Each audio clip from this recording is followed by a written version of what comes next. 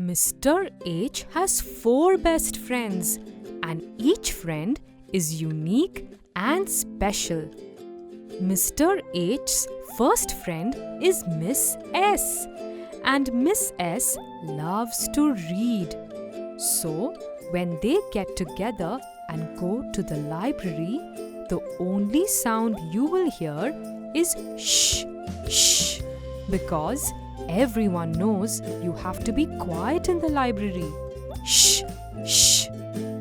Can you hear the sound shh in the beginning of the word shoe? Can you hear the sound shh in the beginning of the word shape? Well done!